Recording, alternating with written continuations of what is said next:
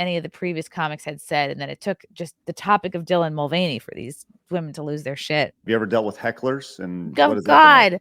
Yes, all the time. I had a pretty viral heckler moment back in May when I was in Mm-hmm. Dallas, and that really blew up. There was a woman who did not enjoy my take on Dylan Mulvaney. In fact, it wasn't even my take. It was another guy in the audience because I said, like, I was just riffing about Dylan Mulvaney because Keanu Thompson, one of my openers, we were joking, kind of looked like Dylan, and we had just come from Vegas, and I was like, oh yeah, we're walking down on the strip, and people are asking Keanu what day of girlhood she's on. And then I kind of went to talking about Dylan Mulvaney. I'm like, how has it been a year of girlhood and like still no tits? Like, why no boobs? Like, no one's got more time and more money at this point than Dylan. Like, why not like get some skin in the game? Like, actually, if you're doing this woman thing, like, let's see some boobs. Right. And some guy in the audience yells out, because he's a man. And then I'm like, yeah, because he's a man. And then the land whales to my left are like, actually, no, she's a woman. And I look over and I see blue hair, which is like never something I usually see at one of my shows. Like at this point, it's usually people who are somewhat familiar with me. So I was like, what are these people? What are these gals doing here? They take a wrong turn. Were they looking for the red lobster? Like I see blue hair. I see like 300 pounders. I'm like, oh no. Like, I was like, oh dear. And then I was like, it's okay. We can disagree. We live in America. Some of us can believe in reality and some of us can't. It's fine. Like it's all Right. good. And they didn't like that at all. And like So then you have this like when you have a real like heated heckler moment, your heart for me, I fucking hate conflict. It's much easier for me to handle things on stage, but like in my day-to-day regular life, I really hate conflict.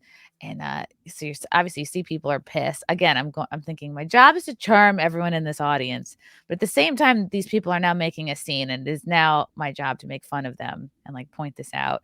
well, And you have the rest of the crowd is on your side at this point, right? you're So kind of gauging that every time there's a heckler or a disturbance in the crowd, you're constantly reevaluating like, is this worth acknowledging or is it better for everybody to just move on with your material? mhm. And you have to very quickly make that uh, assertion like, okay, was it like someone coughed, someone farted, someone spilled a drink? Okay, is that really worth stopping your material, possibly getting distracted and acknowledging it and like, you know, possibly embarrassing this person or whatever. And it's like, okay, Right. well, this person's, and then you have to be like, okay, if you have a very drunk heckler, are they going to like run at you? Are they going to throw something at the stage? Are they going to get somebody to beat you up? So you're like trying to figure this all out.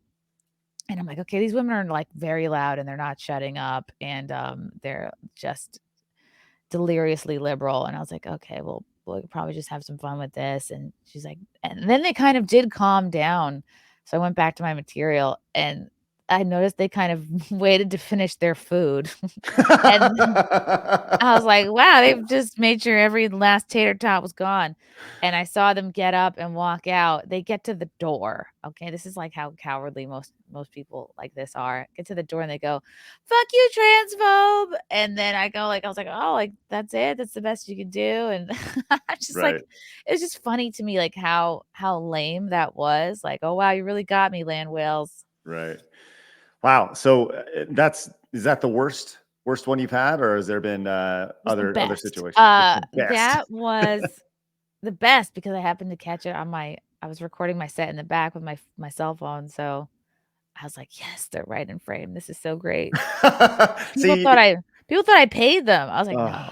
Where that's would I great. even find people like that? It was maybe they got free tickets. I don't think they were clearly not Chrissie Mayr fans, but I'm also so surprised because I was the headliner. I went on last, so I had 2 openers, one of which was Alex Stein. Like nobody in my lineups are like particularly woke. They're not like hardcore conservative or Republican either, but they're free speech and they're all kind of edgy in their own way and push boundaries. So I'm surprised that they weren't triggered by anything any of the previous comics had said, and then it took just the topic of Dylan Mulvaney for these women to lose their shit. But I Right. don't know. I was, and then as soon as we were done, I was like, "Oh my god, did they pay their check?" Like I went right up to the waiter. I was like, "Please tell me they didn't run out on the bill because I fucking hate when that happens."